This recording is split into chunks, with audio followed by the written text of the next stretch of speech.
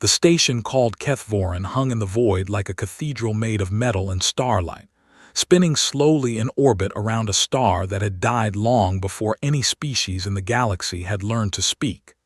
And it was here, in the largest hall ever built by thinking creatures, that the fate of humanity would be decided. Ambassador Jonah Marin stood at the entrance of the Galactic Arbitration Hall and looked up at the ceiling that stretched so far above him, it seemed to vanish into darkness. The walls curved inward like the inside of a great shell, lined with thousands of seats carved from pale stone, and every single one of them was filled. He had never seen so many alien species gathered in one place before. Tall, insectoid beings with wings folded against their backs sat beside short, furry creatures whose eyes glowed amber in the low light. Massive armored figures from the deep gravity worlds leaned forward in reinforced seats, while delicate, translucent beings floated in suspension tanks filled with warm liquid.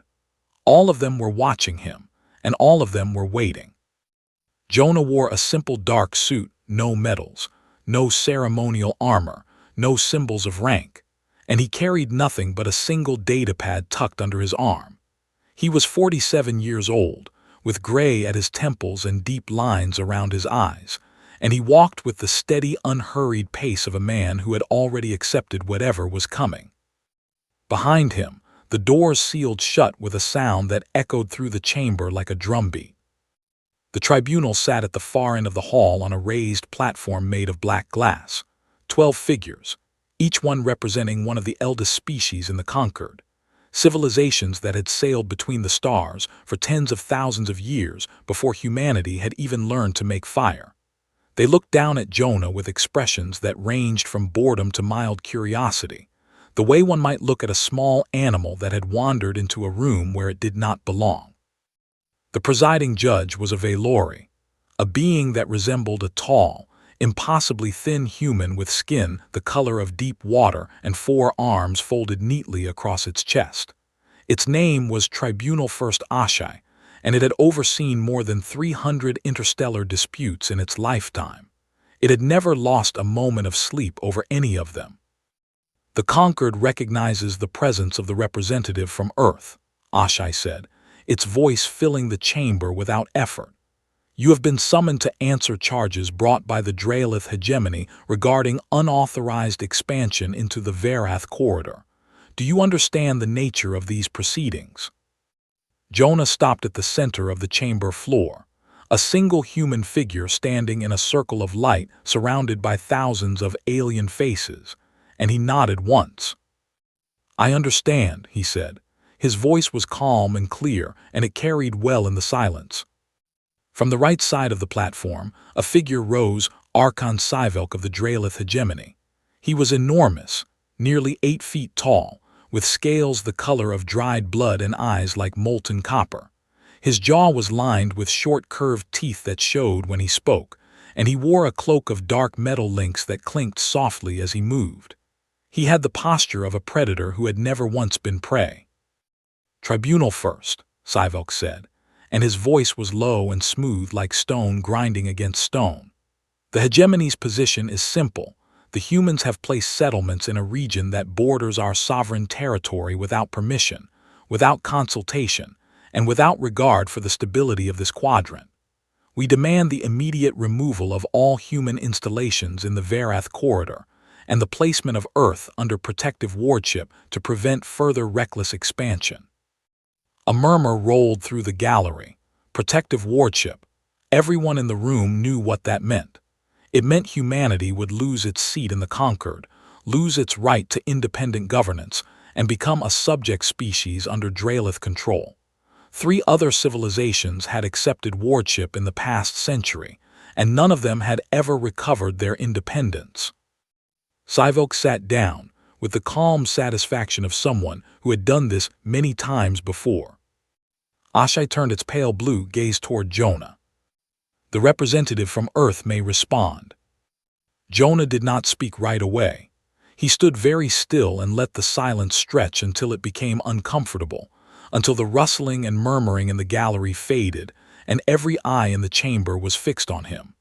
And then he looked up at the tribunal, not at Cyvelk, not at the gallery, but directly at the 12 eldest beings in the room, and he spoke. Tribunal first, I do not contest that humanity established outposts in the Verath corridor. We did. I will explain why, and I will present evidence that will make the reason clear to every being in this hall.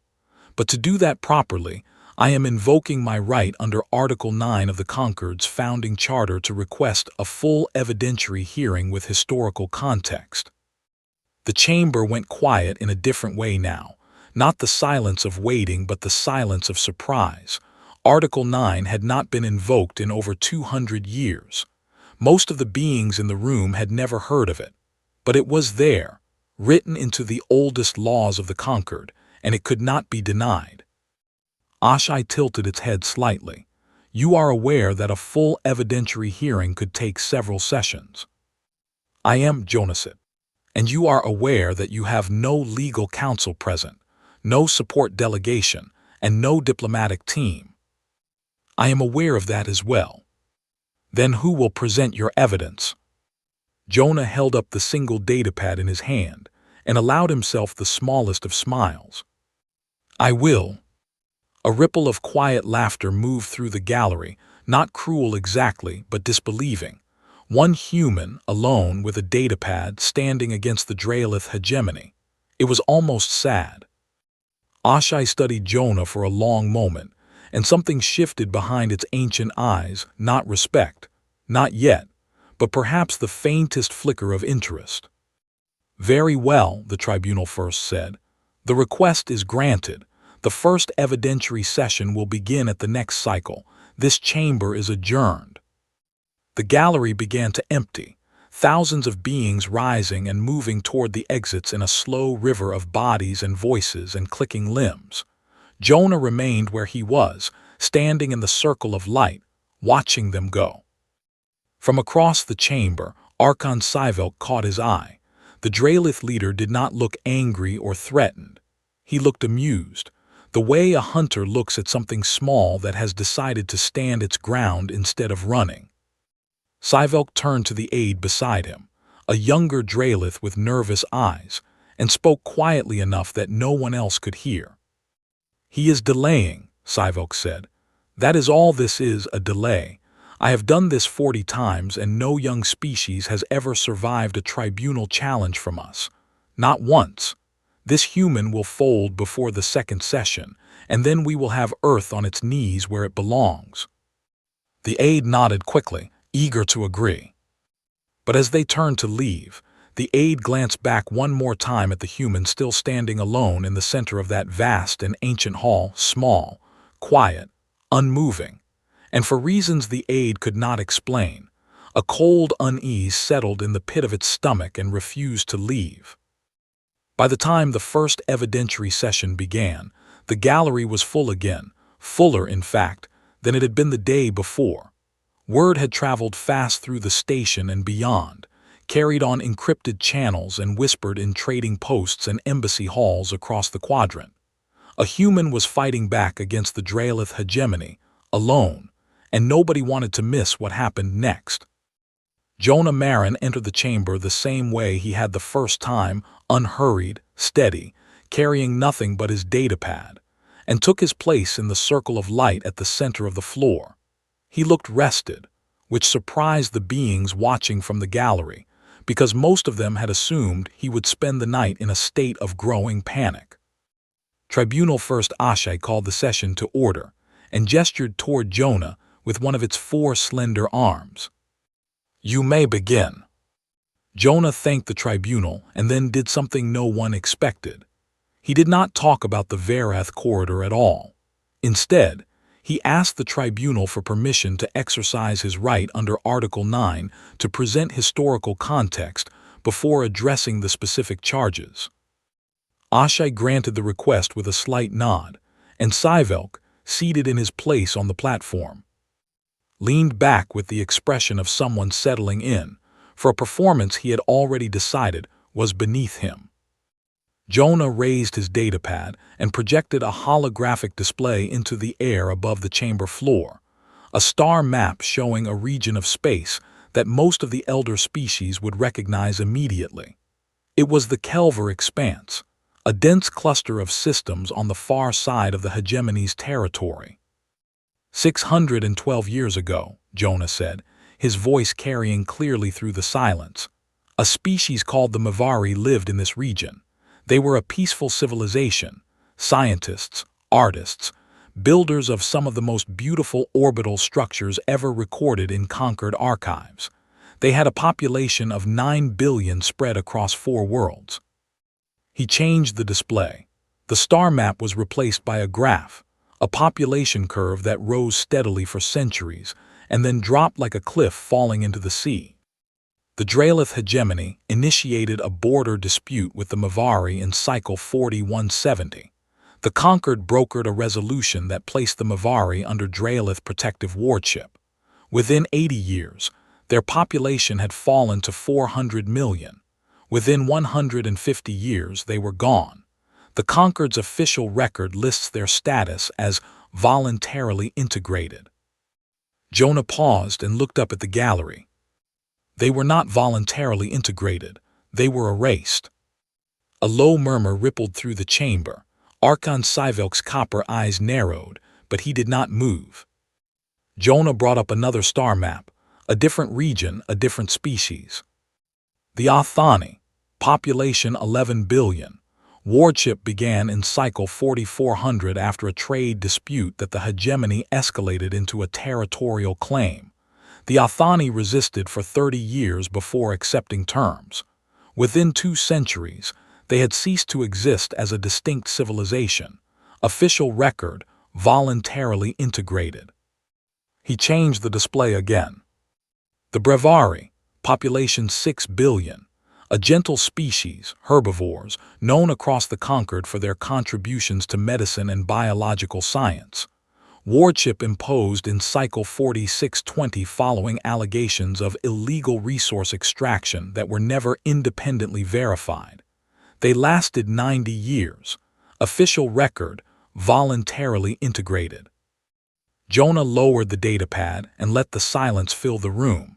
3 species, 3 civilizations, billions of lives, all reduced to 2 words in a file that nobody had bothered to open in centuries. Then he turned, not to the tribunal, but to the gallery, to the hundreds of species watching from the curved stone seats above. These are not distant abstractions, he said. These were people. They had languages and holidays and songs they sang to their children at night. They built things and dreamed things and believed that the Conquered, this institution, this hall, this promise of galactic cooperation, would protect them when they needed it most. He paused again, and when he spoke next his voice was quieter but somehow sharper. It did not. Archon Sivelk rose from his seat. Tribunal first, I must object. This historical presentation has no relevance to the charges at hand. The human is engaging in theater to distract from his species' illegal actions in the Verath corridor. Ashai considered the objection for a moment and then looked at Jonah. The representative will clarify the relevance of this material to the current proceedings. Jonah nodded. Tribunal first. The pattern I am describing is directly relevant because the same pattern is now being applied to humanity. A border dispute is manufactured. Wardship is demanded, and the expectation is that the younger species will comply or be crushed. I'm establishing that this is not an isolated incident but a deliberate and repeated strategy that has resulted in the destruction of multiple civilizations under the watch of this very tribunal. The words landed like stones thrown into still water. Several of the elder tribunal members shifted in their seats. Ashai's expression did not change, but its 4 hands tightened almost imperceptibly against the arms of its chair. The objection is noted but overruled, Ashai said. Continue. Sivelk sat down slowly, and for the first time since the proceedings began, the mask of calm amusement on his face showed a crack.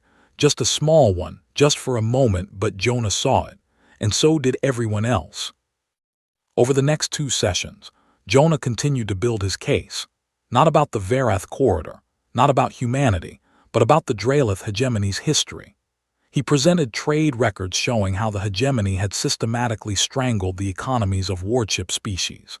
He showed communications intercepted decades ago and buried in conquered archives that proved the Draelith had deliberately provoked several of the disputes they later used as justification for expansion. He named every species. He showed their faces, their art, their architecture. He made the gallery look at what had been lost. And through it all, he spoke in the same calm, steady voice, never raising it, never breaking, never performing. He was not trying to win sympathy. He was building something, brick by brick, and only he knew what the final structure would look like. By the end of the second session, several species in the gallery had begun to look uncomfortable, not because of the Draelith, but because of themselves. Some of the elder civilizations had sat on this very tribunal when the Mavari and the Athani and the Brevari had been placed under wardship.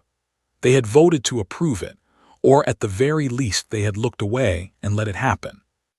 Jonah had not accused them directly. He did not need to. The evidence spoke for itself, and the silence of the beings who had allowed it was louder than anything he could have said. At the close of the second session, Ashai leaned forward and addressed Jonah with a note of impatience that was unusual for a being of its age and station. Representative Marin, you have presented extensive historical material, but you have not yet addressed the charges against your species. The tribunal requires you to do so at the next session. Jonah looked up at the tribunal first and nodded, and then he said something that made every being in the chamber lean forward. I needed the tribunal to remember what it has chosen to forget.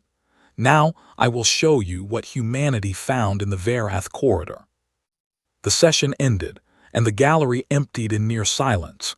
No chatter, no debate, just the quiet shuffle of thousands of beings lost in their own unease. Archon Cyvelk remained seated on the platform long after the others had gone. His aide approached carefully and asked if the Archon wished to return to his quarters. Cyvelk did not answer right away.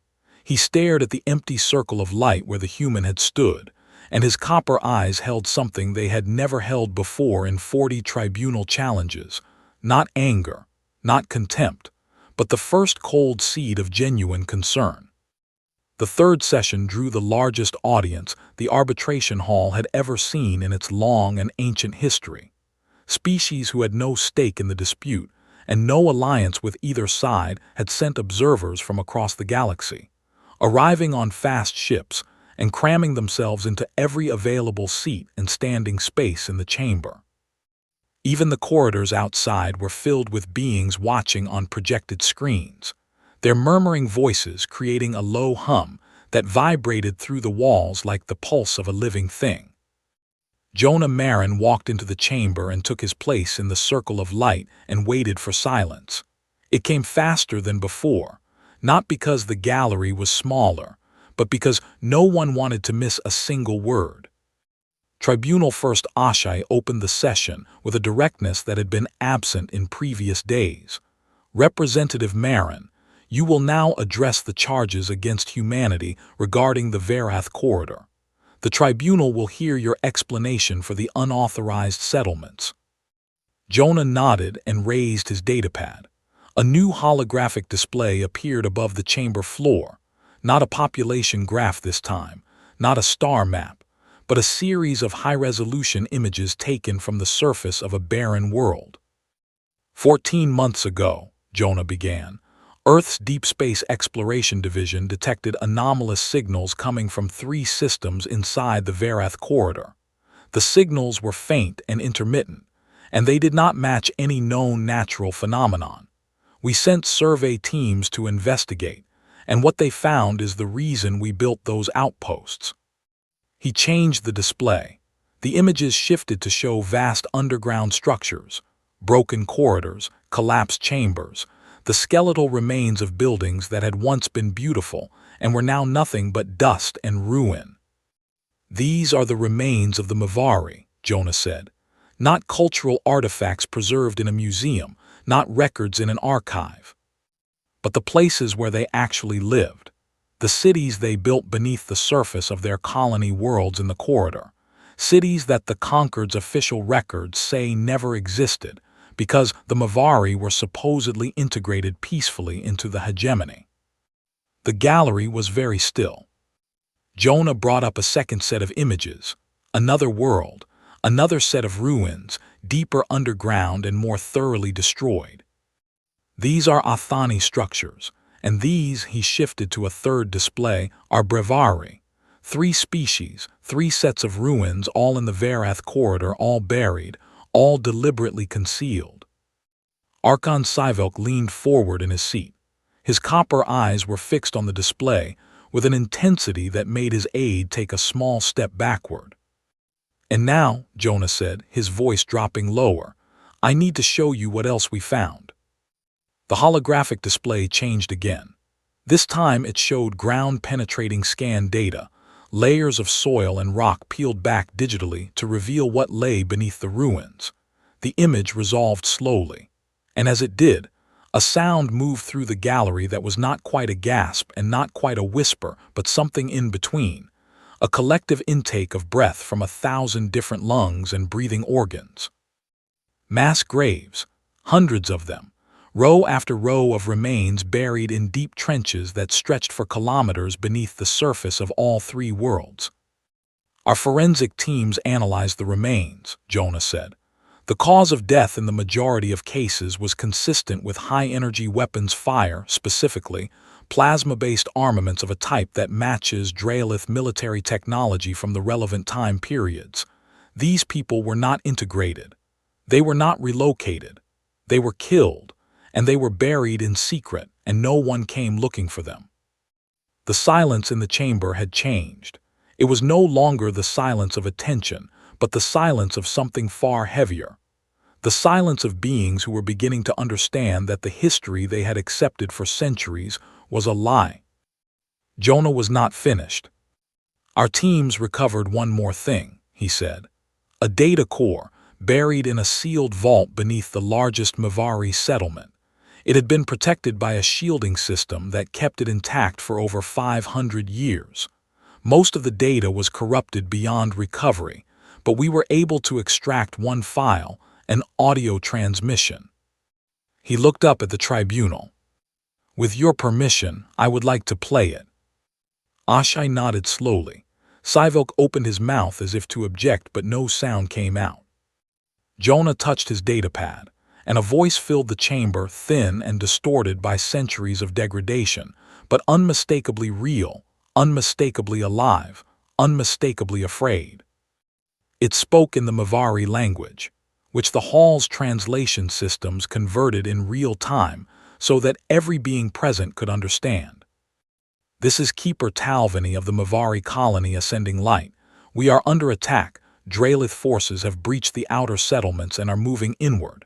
We have sent 17 emergency transmissions to the Galactic Concord over the past 40 days and have received no response. Our population centers are being destroyed. Our people are being killed. We are begging anyone who can hear this, please. We are still here. Please do not forget us." The transmission ended. The room fell silent. It was a silence so absolute and so heavy that it seemed to have physical weight, pressing down on every being in the chamber like the gravity of a collapsing star. No one moved. No one spoke. 1,000 species sat frozen in their seats and stared at the empty air where the voice of a dead civilization had just spoken its last words.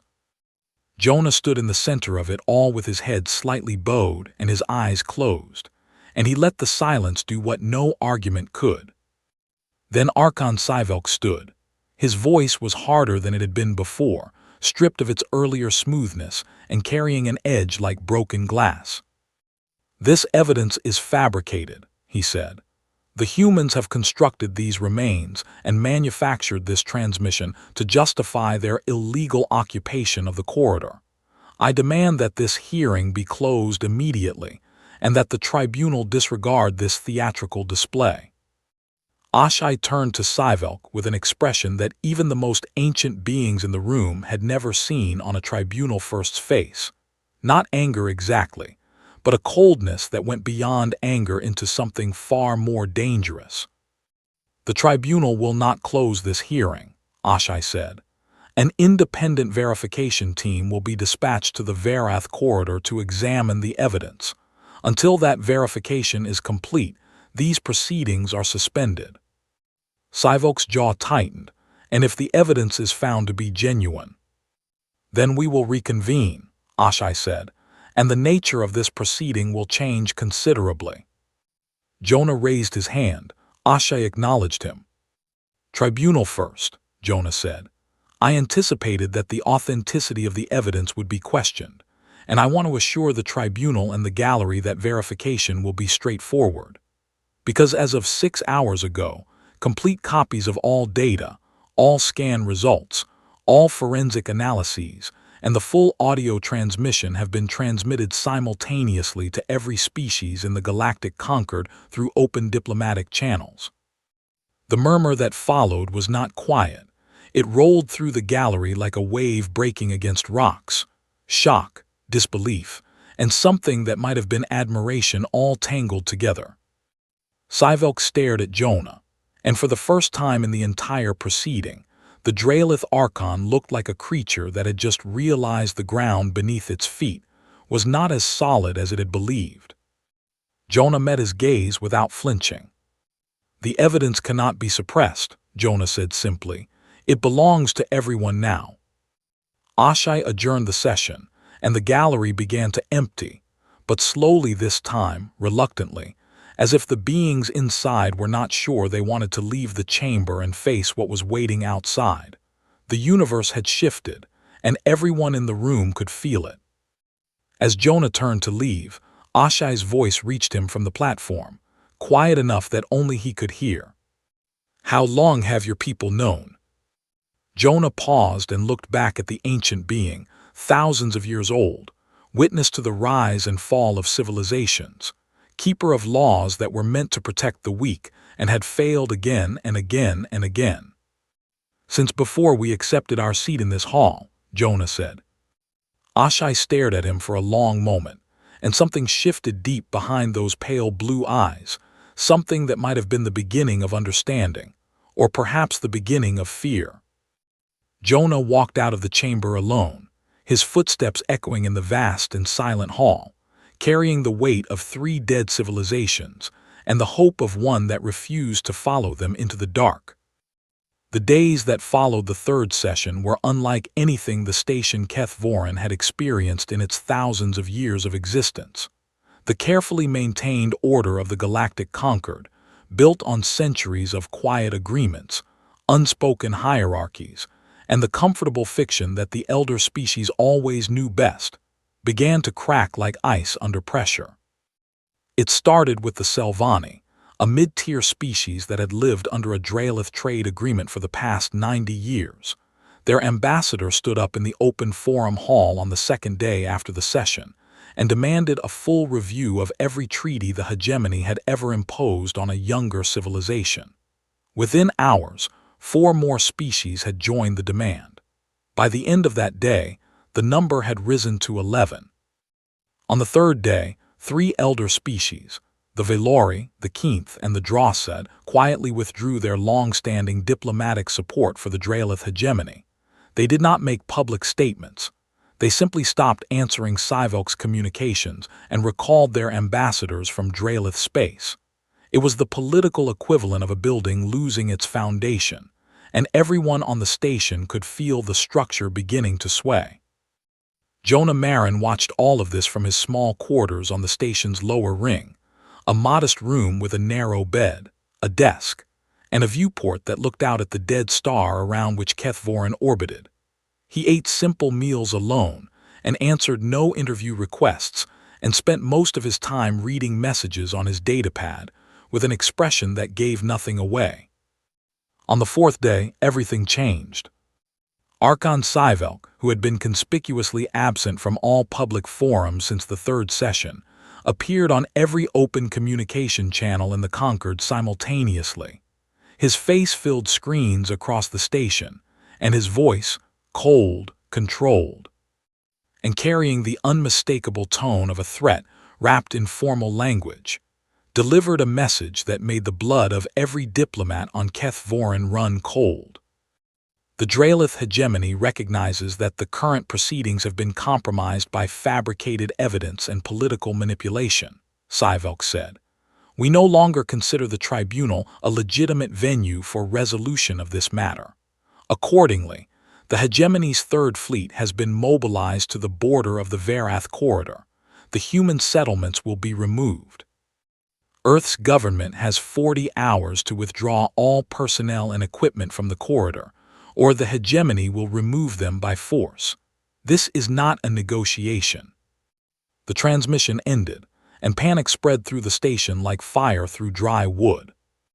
Emergency sessions were called in every forum and council chamber. Ambassadors shouted at each other across tables while aides scrambled to contact their homeworlds. The conquered had no unified military force. It had never needed one, because the elder species had always maintained order through economic pressure and political maneuvering, and because no one had ever been foolish enough to openly defy the Draelith. The consensus among most species was swift and grim. Humanity would have to withdraw. Earth's fleet was small, young, and untested against the battle-hardened warships of the hegemony. Fighting would mean destruction, and no sane government would sacrifice its people in a war they could not win. Several ambassadors sought out Jonah to urge him to accept the inevitable. They came to his quarters one by one, speaking in careful diplomatic language that all amounted to the same thing: surrender now, survive, and perhaps in a few centuries the balance of power would shift enough to try again. Jonah listened to each of them politely, thanked them for their concern, and sent them away without giving an answer. On the morning of the 5th day, with 18 hours remaining on Sci-Fi's ultimatum, Jonah left his quarters and walked to the station's central communications hub. A vast room filled with transmission equipment capable of reaching every corner of the galaxy. The technicians on duty were Keenth, small six-limbed beings with quick hands and nervous dispositions, and they watched with wide dark eyes as the human ambassador entered and asked to use an open channel. "What frequency?" the lead technician asked. "All of them," Jonah said. The technician hesitated, looked at its colleagues, and then configured the array. A light on the console turned green, and Jonah stepped up to the transmitter. The message he sent was short, and it was broadcast on every open channel available: military, diplomatic, commercial, and civilian. Every ship in range heard it, every station picked it up, and every government in the conquered received it within minutes. "This is Ambassador Jonah Marin of Earth. I am addressing the Draelith Third Fleet directly. Humanity will not withdraw from the Verath corridor. The evidence we have presented is authentic, and it belongs to the galaxy. We will defend our outposts and the graves of the Mavari, the Athani, and the Brevari, not because we seek war, but because some things must be protected even at great cost." He paused, and when he spoke again his voice carried something that had not been there before: not anger, not defiance, but a quiet certainty that seemed to fill the room. "And we are not alone." For 12 hours, nothing happened. The Draelith fleet held its position at the edge of the corridor, and the galaxy held its breath. On the station, species argued and paced and calculated the odds of humanity's survival, and almost every calculation came back the same: impossible. And then, 6 hours before the deadline, the sensors on Keth Vorin detected a massive, faster-than-light signature emerging at the edge of the Verath corridor. It was not one ship, it was not 10, it was a fleet, and it kept growing. The first vessels to arrive were Selvani cruisers, sleek and silver, forming a defensive line alongside the 4 small human frigates already stationed at the corridor's entrance. Behind them came Torvani destroyers, heavy and scarred from years of border patrol. Then Jeskari scout ships, fast and agile, fanning out in a wide sensor net. Then Albeth carriers, each one housing hundreds of fighter craft. Then more Penari, Kalisi, Drothian, moving ship after ship after ship, dropping out of faster-than-light travel, and taking position in a formation that spread across the mouth of the corridor like a wall made of light and metal. 32 species, over 400 warships, a fleet assembled not by conquest or coercion, but by something the elder species had never considered a strategic asset: trust. The truth emerged in fragments over the following hours as the galaxy scrambled to understand what had happened. For 11 years, since the day humanity had first taken its seat in the Concord, Earth's diplomats had been quietly building relationships with younger and mid-tier species across the galaxy. Not military alliances announced with fanfare, but simple agreements, trade partnerships, shared research, medical missions to worlds that the elder species had deemed too unimportant to help. When a plague had swept through the Selvani agricultural worlds, it was human doctors who had arrived first. When the Torvani had been denied access to a critical shipping lane by Dralith tariffs, it was human negotiators who had helped them find an alternative route. When the Jeskari had lost 3 colony ships to a navigation system failure, it was human engineers who had spent 6 months helping them rebuild. None of it had been done with the expectation of repayment. None of it had come with conditions or demands. And yet when Jonah's message went out, when he said, "We are not alone," every one of those species had answered within hours, committing ships and crews to defend a set of outposts on the edge of nowhere because the people who had helped them when no one else would have asked. On the bridge of the Dralith flagship, Archon Cyvelk stood before the tactical display and watched as the Allied fleet continued to grow. The copper light in his eyes flickered as his officers updated the count. 400, 450, still climbing. His second-in-command stood beside him, rigid with barely controlled unease. "Archon," the officer said carefully, "our fleet has the advantage in individual firepower, but their numbers and the diversity of their vessel types create significant tactical complications. If we engage, losses would be." "I can see the numbers," Cyvelk said. The bridge was quiet except for the low hum of the ship's engines and the soft chirp of sensors tracking the growing wall of Allied vessels. Cyvelk stared at the display for a long time, and then he spoke, not to his officer, not to his bridge crew, but almost to himself, as if he were trying to understand something that did not fit inside the framework of everything he had ever known. "When did they build this?" His second-in-command looked at the display and then back at the Archon, and answered with an honesty that surprised them both. "They did not build it, Archon, they earned it." Cyvelk said nothing. He stood before the tactical display as the deadline passed, and the Allied fleet held its position, and the Dralith Third Fleet, the most feared military force in the quadrant, did not fire a single shot. 12 hours later, the hegemony's ships turned and withdrew from the corridor in silence, and the galaxy exhaled. 1 week after the Dralith fleet withdrew from the Verath corridor, the tribunal reconvened, and the arbitration hall on Keth Vorin filled with more beings than had ever gathered in one place in the recorded history of the Galactic Concord. Every species had sent representatives, not just ambassadors and diplomats but scientists, historians, military leaders, artists, teachers, and ordinary citizens who had traveled across the galaxy, because they understood that what was about to happen in this chamber would define the shape of their civilization for generations to come. The curved stone seats were full from the lowest tier to the highest. The corridors were packed. The projection screens outside the hall drew crowds that stretched the entire length of the station. And at the center of it all, in the circle of light on the chamber floor, stood a single human being with a datapad and tired eyes and hands that he kept very still at his sides. Tribunal First Ashai called the session to order. Its voice was different now, slower, more deliberate, as if each word carried a weight it had not carried before.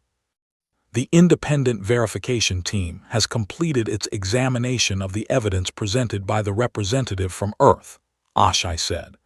"The team's findings confirm the authenticity of all materials, including the archaeological surveys, the forensic analyses, and the recovered audio transmission. The remains of 3 distinct civilizations have been positively identified in the Varath corridor, and the evidence of their destruction is consistent with the claims made in this chamber. The words settled over the gallery like snow falling on a silent field. Everyone had expected this, but hearing it spoken aloud by the tribunal first in this hall made it real in a way that nothing else could. Ashai turned to the Dralith delegation. The Archon may address the tribunal. Sivok rose. He was still enormous, still imposing, but something had changed in the way he held himself. The easy predatory confidence was gone, replaced by a rigidity that looked like control, but was closer to the stiffness of a creature that knows it is cornered. The Dralith hegemony acknowledges the findings of the verification team, Sivok said, and a murmur ran through the gallery because no one had expected him to concede even that much.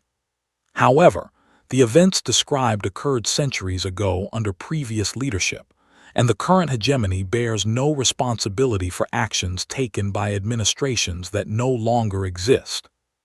We are prepared to renegotiate the terms of our relationship with the conquered, and to discuss modifications to existing wardship agreements in the interest of galactic stability. It was a performance, polished, measured, and entirely hollow. Sivok was offering to adjust the terms of an arrangement that everyone in the room now understood had been built on genocide, and he was doing it with the calm authority of someone who still believed that the galaxy's memory was short enough and its courage weak enough to let him get away with it. Jonah watched him speak and said nothing. He stood in his circle of light with his hands at his sides and his expression unreadable, and he waited. Ashai looked at Sivok for a long moment after the Archon finished, and then turned to Jonah. The representative from Earth may respond. Jonah did not speak right away. He stood in the silence and let it grow, not the way he had in the first session, as a tactic to draw attention, but the way a person stands when they are gathering something from deep inside themselves, something important that they want to get exactly right. When he finally spoke, his voice was quiet, and the entire chamber leaned forward to hear him. "I am not going to talk about the Dralith hegemony," he said. A flicker of confusion passed through the gallery.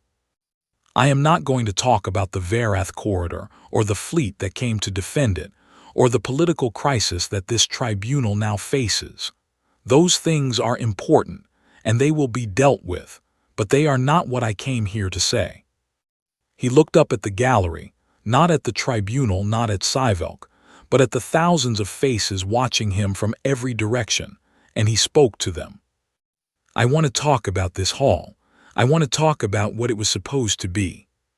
He turned slowly, taking in the vast curved walls, the ancient stone, the light that fell from above like something almost sacred. When the Galactic Concord was founded, the species who built it had a vision, a galaxy where no civilization, no matter how small or young or different, would be left to face the darkness alone. They carved this hall out of stone and metal, and they wrote laws to protect the vulnerable, and they created a system that was supposed to mean something. And for a long time it did. His voice was steady, unhurried, and so simple that it cut through every layer of political calculation and diplomatic maneuvering in the room, and reached the part of every being that still remembered why civilizations reach for the stars in the first place. But somewhere along the way, that vision became a convenience, something to invoke when it served the powerful and to ignore when it did not. 3 species sent messages to this conquered begging for help, and no one answered. Their worlds were burned and their people were buried in unmarked graves, and the record was changed to say they had simply chosen to disappear. And the galaxy moved on because it was easier to move on than to ask difficult questions. He paused and let his gaze settle on the tribunal, 12 ancient beings looking down at him from their platform of black glass. "I did not come here to destroy the Dralith hegemony. I did not come here to humiliate this tribunal, and I did not come here to declare that humanity is better than anyone else in this room, because we are not. Our own history is full of the same failures, the same silences, the same willingness to look away when looking would have cost us something. Something shifted in the chamber. A tension that had been building for days began to change shape, turning from confrontation into something rawer and more vulnerable. We came to the stars because we had spent our entire history on one small world learning what happens when good people choose silence over truth. We learned it in our wars, in our atrocities, in the graves we dug for each other, and the monuments we built afterward, and the promises we made and broke and made again. We learned it the hard way, the only way humans seem to learn anything. And when we finally reached the stars and found this conquered in this hall, we hoped that the galaxy had learned it too. He lowered his eyes for a moment, and when he raised them again, there was something in them that was not political and not strategic and not calculated. It was personal, and it was real, and every being in the chamber could feel it. The Mavari's last transmission was not a curse. It was not a condemnation. It was a plea they called out to this conquered because they believed in it. They believed that someone would hear them and someone would come. And when I listened to that transmission for the first time in a lab on Earth, I made a promise that their faith would not be wasted forever. He straightened and addressed the full chamber one final time. I am not asking for the hegemony's destruction. I am asking for accountability, a full and independent tribunal to investigate the deaths of the Mavari, the Athani, and the Brevari, reparations for every species that has suffered under forced wardship, and a restructuring of this conquered so that no single species or alliance can ever again silence the calls of the vulnerable. These are not demands from humanity.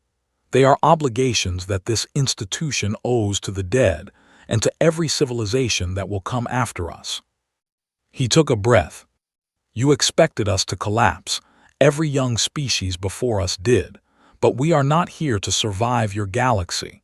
We are here to make it worthy of the beings who live in it. The silence that followed was unlike any that had come before. It was not the silence of shock or the silence of surprise. It was the silence of recognition. The silence of beings who were seeing themselves clearly, perhaps for the first time, and finding the reflection painful but not hopeless. And then slowly a single figure in the gallery stood, a Selvani ambassador, small and silver-furred, rising from its seat with its hands pressed together in the Selvani gesture of commitment. Beside it, a Torvani officer rose, then a Jeskari, then a Penari, then a Keenth and an Albeth and a dozen others and then 100 others, species after species standing not in applause and not in celebration but in acknowledgement. A quiet, solemn recognition that the human was right and that it was not too late. The wave moved through the gallery like a tide, slowly at first, then faster, then unstoppable, until even the elder species began to rise, one by one, their ancient bodies straightening in their seats as something long dormant stirred inside them. The tribunal voted unanimously. The hearing against humanity was dismissed. A full war crimes investigation into the Draelith hegemony was authorized. The restructuring commission was approved. And Archon Cyvelk, recalled to his homeworld by his own government before the session had even ended, left the chamber without looking back. Jonah remained in the circle of light until the hall was empty and the last echoes of movement had faded into silence. Then he walked back to his quarters on the lower ring and closed the door behind him and sat on the edge of his narrow bed. His hands were shaking. They had been shaking since before he walked into the chamber, and he had kept them still through sheer force of will for over an hour. Now, alone, he let them tremble. He reached into his jacket and pulled out a small locket, old, scratched, made of real metal rather than the synthetic materials that most humans used. He opened it and looked at the photograph inside, a girl, maybe 8 years old, with dark hair and her father's serious eyes, and a gap-toothed smile that could make a broken man believe the universe was still capable of kindness. He held the locket in his shaking hands and pressed it against his forehead, and closed his eyes. "We did it," he whispered. He was not a hero. He was not a legend. He was a father who had looked at the stars and decided that his daughter deserved a universe that did not turn its back on the voiceless. And for the first time in a very long while, the galaxy had listened.